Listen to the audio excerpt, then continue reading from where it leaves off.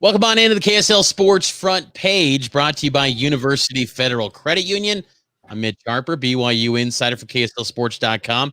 Joining me today is Utah Insider Trevor Allen. So a little bit of red versus blue here on the program today. Trevor, how are you?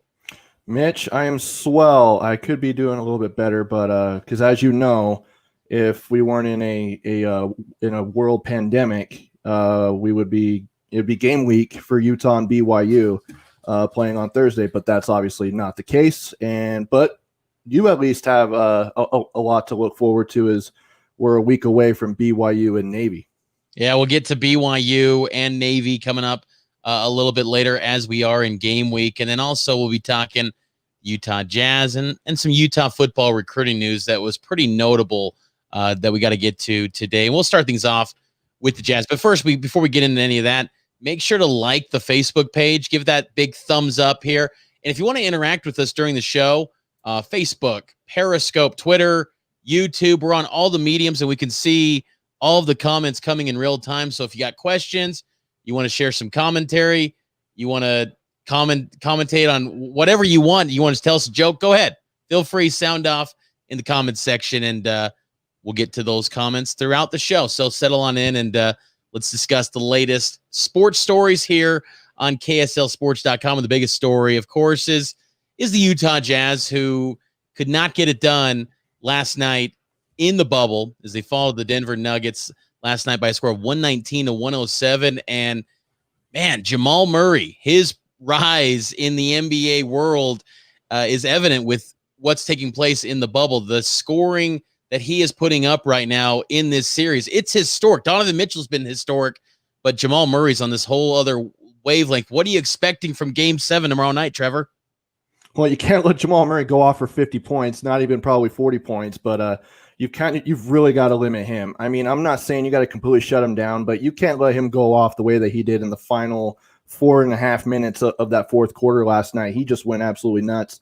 And it wasn't like he had open shots either. I mean, he was getting around screens, and just as he was coming around him, he'd hurry and fire, and just every chance he could get, he would jack it up, and it just seemed like the hoop was just wide open for him. And it was one of those things where, okay, what do you do now if you are the Utah Jazz? If you're Quinn Snyder, do you double him at the minute he ends up crossing half court? And then if so, who do you leave to where they're wide open? Because one of the things last night, Mitch, that I noticed is that the actual supporting cast for the Jazz, so you already have Donovan Mitchell and Mike Conley, who are both playing really, really well in this series.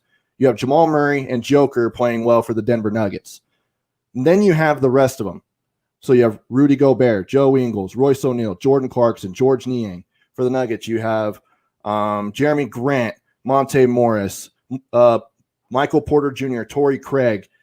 You can't let those guys go off and not have the Jazz supporting cast go off, because Jeremy Grant had a great game last night, and you saw Royce O'Neal and Joe Ingles not really have great games. Both had 5 points, but they went 2 of 8 combined. George Niang had 10 points. Jordan Clarkson went 5 of 14 from the field, 1 of 6 from downtown last night for 11 points. You need more from those guys if you're going to win this Game 7.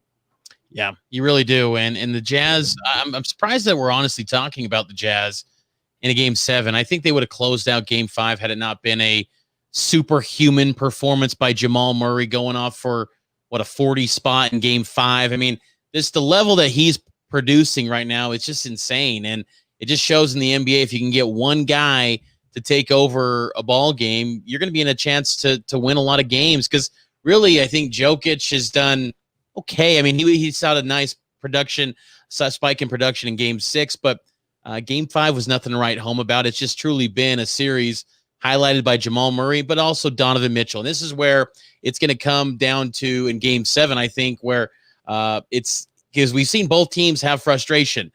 Games where they're kicking the chairs, they're upset on the bench. But I think ultimately it's going to come down to which superstar is going to rise up more. And I think Donovan Mitchell is more in the category of a superstar rather than that of Jamal Murray, who I think is having a great series. Maybe he's becoming and evolving a superstar, but I think it's going to come down to who delivers the most for their team coming up tomorrow night at 6:30. And my bet would still be on Donovan Mitchell and his team. I just wonder where maybe the Jazz are at mentally, because Donovan was a little bit brief and quick in the post-game press conference last night via Zoom. You hope that Game 6 loss doesn't turn into 2 losses coming up tomorrow night. Yeah, you definitely can't have that. And, one of the things that is such a great thing of having Mike Conley on this Jazz roster is he knows what it's like playing in a Game 7. Rudy Gobert knows what it's like to play in a Game 7. Donovan Mitchell doesn't. He hasn't had to go through that yet. But thing is, Denver has almost this whole roster has, because they had 2 Game 7s last year. One where they knocked off San Antonio in the first round in Game 7, and then in the Western Conference semifinals they lost to Portland in that second round in Game 7. And so they know what it's like. But the thing is, you've got Conley and Donovan Mitchell. Even when he first started playing in the playoffs, he amazed everybody. And so I think it's one of those things where he needs to continue to do what he's doing. Same with Mike Conley, but you need more from Rudy Gobert. I mean, he went 3 of 8 last night. He had a lot of open shots at the rim, just wasn't getting them to fall. And at the foul line, he was really bad too. And you've also got to have great depth off the bench, because you can't. I mean, Donovan probably could play 48 minutes. He ended up playing 40 last night, but not everybody in that starting lineup can. But you need to limit Jamal Murray. I'm saying even if you keep him to 35 points, but you can't let him go off like he did in that fourth quarter last night. Otherwise, the Jazz are going to be packing up and going home. 6th time in Jazz history that they're playing in a Game 7. What are some of your maybe favorite memories in Game 7s over the years with the Jazz? Funny thing, and I almost brought it to this stream, Mitch. Those powder blue Jazz uniforms back during the D. Will era? I do. So I have an autographed Mehmet Okur jersey that is framed in that powder blue jersey. And it is framed and everything. And I would wear that jersey growing up because I was a big Memo fan. And when they had to play the Rockets, T-Mac and Yao Ming in that Game 7 in Houston, that was a lot of fun to watch. That one really stands out to me as one of my all-time favorite Game 7s in Jazz history. Yeah, that was a good one. Carlos Boozer, I remember, had a huge game on that. I think it was 36-10. The Jazz lost to the Lakers in 88 in the conference semifinals. That was another Game 7. The Denver Nuggets back in 1994. Now, keep in mind, the Nuggets, they've never came back from a 3-1 deficit in their franchise history, so they're trying to accomplish history. But the Jazz and Nuggets have had a little bit of history in regards to Game 7s back in 1994 when the Jazz got the victory 91-81 back then. Also, they had the Supersonics as well, the Clippers a few years ago with Gordon Hayward. So there's been some good Game 7s over the years. And I got to think this one's going to sure enough be another potential classic, just simply, again, with how great Donovan and Jamal Murray have been. But it's going to come down to some of that supporting cast. Think back to Game 2 for the Jazz when you're getting, 25 points from Jordan Clarkson. And that was without Mike Conley, too. So the Jazz know they can win and they can beat this team, but they got to have the supporting cast deliver. We know Donovan's going to show up.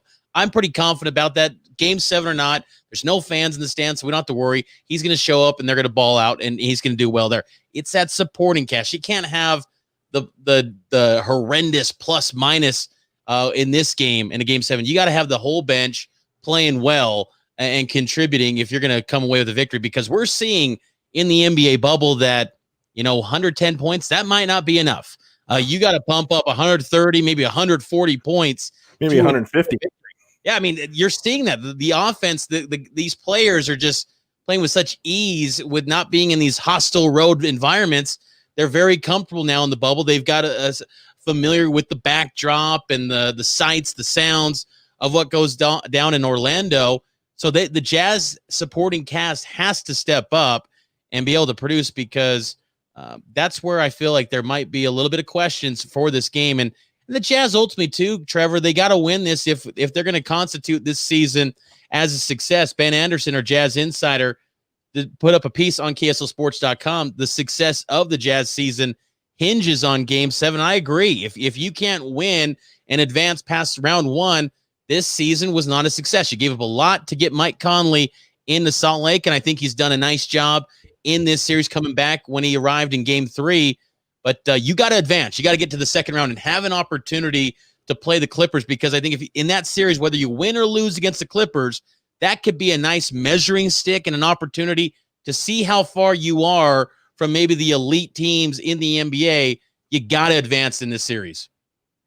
Well, it would make it an even bigger plus to be able to win game 7 and do it without Boyan, because he's a guy that, I mean, I'm going to be honest with you, Mitch. Had he been healthy throughout and playing in this series, I don't think we're talking about a game 7. I think we're talking about Jazz closing it out in game 5 or game 6, because Boyan is a huge asset to the Jazz. And even without having Conley for the first, 3 games, I think, of this series, and coming back, he's been nothing but, he's just been absolutely huge for this Jazz team.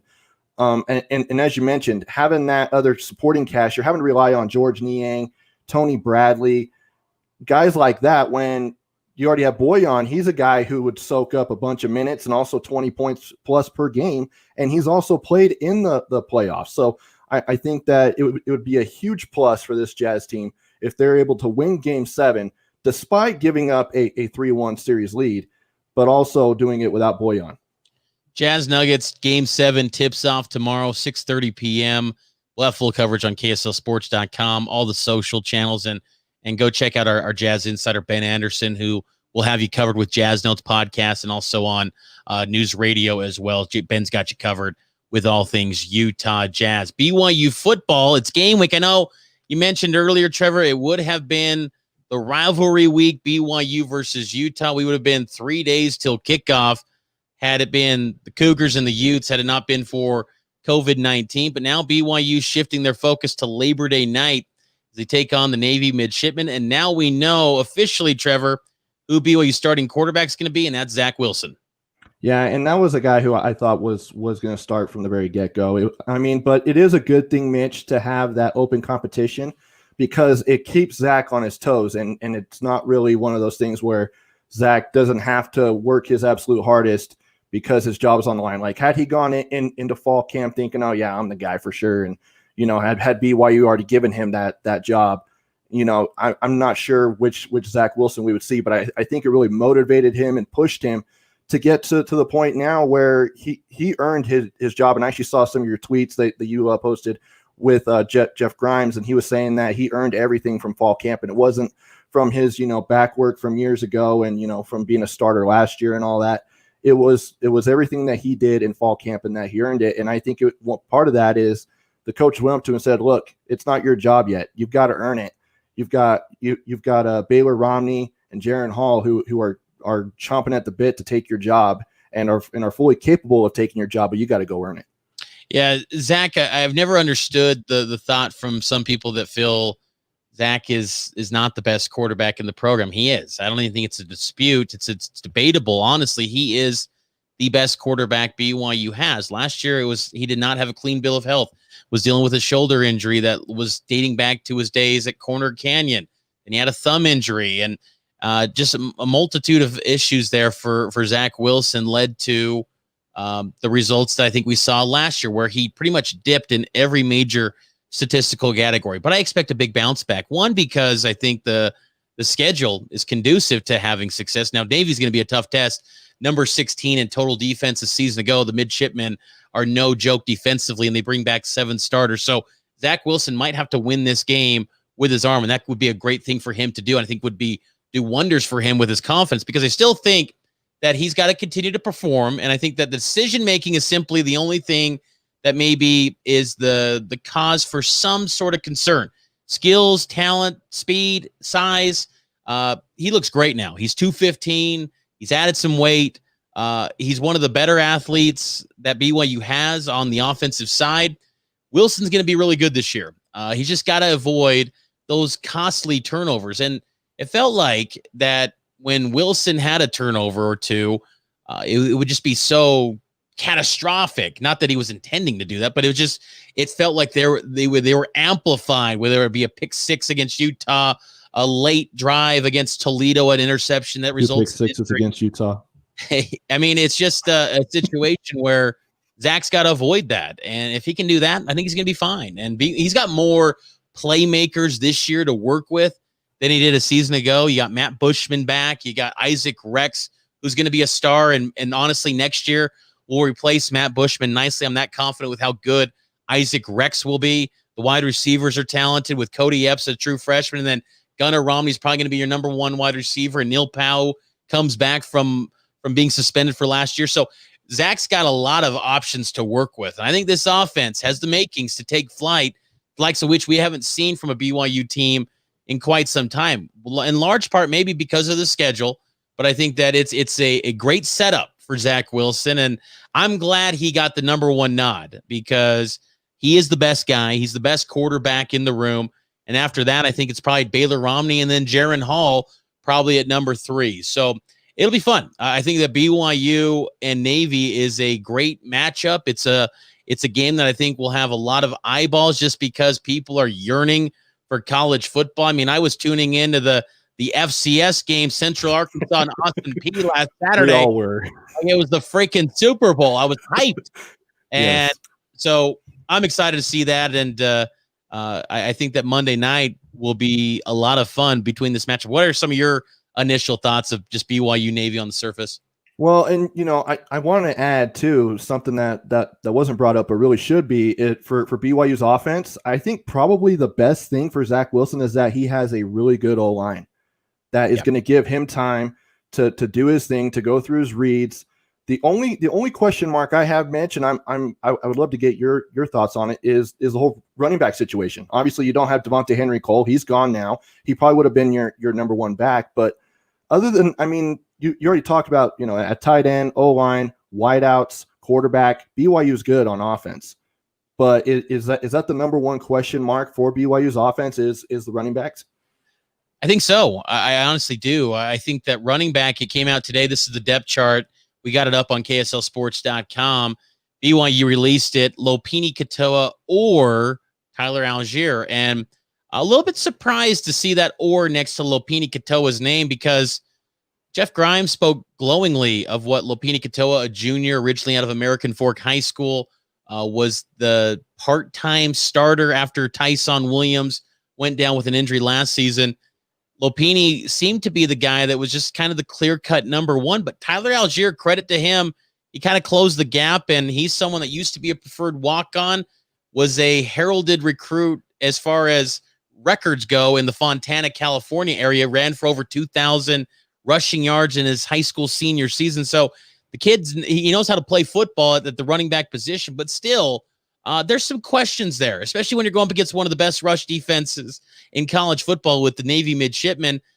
I really am not banking on BYU's running backs to get much yards against Navy. It's going to come down to the passing attack. I think that when you get to the Texas States, the UTSAs that BYU has in the schedule, yeah, you're going to have success. You're going to line up those offensive linemen in the trenches, and they should be able to create massive holes for Katoa, Algier. Heck, they could probably create a hole for me. I'd probably get 3 yards, maybe. That's probably being really generous. I might be able to get to the line of scrimmage. I would probably get 1 yard. That's it. But I think that BYU's running backs might have some struggles early on against some pretty competitive defenses in Navy and Army. But yeah, I think you're right, though. I think that the offense has on paper, and I know that paper doesn't determine outcomes and victories and things like that, but it feels like BYU should have an offense that is the best they've had at least since Kalani Sitake has been there. And I would argue maybe the best offense that they've had since being an independent, which took place 9 years ago. So this is a team that's got the skill and the ability, and this is the squad that Kalani Sitake and his program have been building momentum towards for quite some time. And then now flipping over to the defensive side of the ball for BYU, obviously facing Navy, you're going to be going up against that triple option, something that, has caused Utah fits playing against, the Falcons over in Colorado Springs over at the Air Force Academy. And, BYU has a lot of guys coming back on defense as well. That was one of the things going into Utah BYU this year before it got canceled was that BYU was going to have a lot of guys coming back, and Utah wasn't going to have nearly a lot of guys coming back. It was going to be a whole new defense, basically, other than 2 starters for Utah. But what are the strengths of BYU's defense, and what are some of the things that make you a little nervous? Strengths are definitely the secondary. I think that Zane Anderson, Troy Warner as a safety tandem, they're going to be pretty good. Now, it's interesting with BYU's secondary and just basically defense as a whole. They have some new positions that they listed on their depth chart. They got the Cinco position. They've got the the jack position. Yeah, I noticed that. I didn't even know what those were. They've got the flash. They've got the rover. Now, rover, we've heard that. But yeah the Cinco is kind of like, I compare it to back in the day when Bronco Mendenhall used to have at New Mexico, he had the Lobo, and that was Brian Urlacher. And then he carried it over to BYU, and they called it the Cougar, and they also had the Catback. Just a guy that can do a lot of different things. And right now, currently listed the Cinco position for BYU is Chaz Ayu, who embodies that. He could be a linebacker. He could be a safety. He could be the nickel. He could be a cornerback. He could do a lot of different things in this BYU defense. Heck, I think all these positions that have this unique title could do a lot of different things. I expect BYU this week to maybe be in a more 3-4 alignment, potentially, it feels like, just because, again, you're talking about a Navy team that's going to be running the football a lot more. You're not going to see them throw it. But when you do see BYU face teams that, play a lot through the air, don't be surprised if BYU's in a 4-2-5 alignment. So BYU's been very multiple their entire time. I think people discredit that you go back in 2016, Kalani's first year, they would have some three down linemen. They'd have 4 guys. I mean, they would change it up in games. So they're pretty comfortable with doing that. And I think Kalani Sitake's got a strong voice in that defensive room. Obviously, he helped out Lysa Tuiaki in games last year. I expect that to be the case this year. So I think that BYU will have some creativity to their defense, but execution, I still wonder. Rush defense is a big question for me because last year they were 78th nationally in stopping the run. Well, and you're going to go up against in the first 2 weeks 2 of the best rush offensive teams in college football in Navy and Army. So there's going to be some challenges. And I think that up front is where I have the biggest questions for BYU along that defensive line, especially on the edges. Now, Mitch, I'm actually going to quiz you. Okay. Are you ready? Let's go. I love quizzes. What is the flash position? The flash position, well, is usually an outside linebacker the last year for BYU, kind of like a safety / outside linebacker. Fred Warner played it his senior season at BYU in 2017. Zane Anderson's played it. Chaz Ayu's played it a little bit. But, the flash linebacker, it's kind of a hybrid linebacker / safety role. Everything with BYU's defense is hybrid. It's hybrid. D end is a hybrid defensive tackle. It's all these different hybrid guys. And trying to save the world, huh? I think it's also a play by the coaches to try to keep it as close to the vest as possible with really what their scheme is. Like, yes, we're going to give you, the media, a depth chart, and I'm very grateful for that. Thank you, Kalani, for providing this depth chart. It gives us have to content. You don't have to.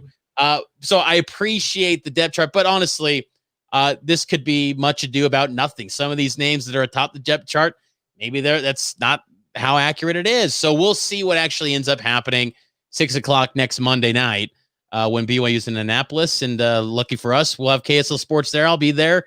One of the few people in the stands, or not in the stands, but actually in the venue to watch this game. So I'll have a lot of coverage on KSLSports.com throughout the week. And then, of course, in Annapolis as well. Trevor, before we go, though, we got to get to your beat, the Utah Utes. Now, no football this fall, but recruiting doesn't stop. And it's a great opportunity for the Utah coaching staff to really pave the recruiting trail and make sure every stone is turned and to invest all their energy into recruiting right now. And they got a big-time 4-star prospect who committed to the U earlier today. Tell us a little bit more about him. Yeah, so, Mitch, having covered football, this. Every single recruit is a massive get for that program, right? Yeah. Well, this is legit. This kid is good. He is a 4-star linebacker, Mason Tufaga. He's a kid out of St. Louis High School in Honolulu, Hawaii. Now, St. Louis High School, does that sound familiar? Yeah, Marcus Mariota went to that school. And Marcus Mariota turned out to be all right. And am I saying that Mason's going to be like Marcus Mariota? No, because he doesn't play quarterback. But he is the number 2 ranked prospect in the entire state of Hawaii. He is the 11th ranked linebacker in the country and number 278 overall, according to 24/7 Sports composite rating. He's a kid. I've watched some film on him, Mitch, and just some things that stand out to me when I was looking at his film is that, for one, he is a hard hitter. He's a guy who can lay the wood, and basically some of his hits had me cringing. I felt bad for that ball carrier. And then he also has great speed coming off the line of scrimmage. He's a guy who could play up to the line and is really good at reading cadences and just getting after the quarterback and getting into the backfield really quick. He can also drop back into coverage, and then as he's reading it, and then maybe as the running back or quarterback is flushing out over towards the sideline, he's really quick at getting to the ball, even though he was back in coverage in that second or even third level. And he's also really, really patient on that second level whenever he needs to be. And as he's reading to see how those plays unfold and which gaps to attack, he's really patient with that. I haven't really seen his hands because on his film, he didn't make any picks. So we'll have to see how that happens. But to me, he seems like a guy who is just who will just rack up tackles. He's a guy who could just rack them up, get up to 10, 11 tackles a game, and really be one of those guys for Utah football in the future. And he's a guy I think who can come in right away in 2021 and really battle for one of the starting spots at linebacker, because keep in mind, Utah normally plays a nickel, which is only 2 linebackers, but he's a guy who is really, really good. Some have even compared him to former Ute Pita Tamoipenu, who turned out to be okay in college. Really, really good. I mean, it hasn't really panned out in the pros. He's still in the pros, but it hasn't panned out, but he was really good at Utah. So this is a big time get, only the second 4-star verbal commitment for Utah football in the 2021 class, joining quarterback Peter Costelli from Mission Viejo. Yeah, and you think about St. Louis High School, the history there with University of Utah football program. I remember, back in the day when Ron McBride was combing the islands out at St. Louis and Punahou, and I mean, so St. Louis High School, there's been a rich history there with Utah football and the island. So getting Mason Tufaga, I think that feels like a really good get. I mean, you're talking about someone who brings down the recruiting ranking up, and then you have 9 commits. So you look at the offer sheet: South Carolina, USC, those are the type of teams you want to be on the recruiting trail. Exactly. So I think that's a solid addition for the Utah football program, and also just highlights again that he's someone that I think he's got the ability to potentially come in day one, maybe compete for 2 deep, whatever it may be. But at the same time, it's a program now that's got the depth that he doesn't need to come in immediately, especially with so many young guys in the Utah football program right now in 2020. They'll be kind of tough for him to crack. But I mean, again, you're when you're getting 4-star guys that maybe could be a 3rd string in year 1, that speaks to the type of depth you're getting in your program. But that's going to do it for this episode of the KSL Sports Front Page. For Mitch Harper, Trevor Allen, make sure to like this Facebook page, subscribe to our YouTube channel, and follow us on Twitter at KSL Sports. We'll be back on Wednesday at 4 p.m. with a new installment of the Front Page. It's always brought to you by University Federal Credit Union.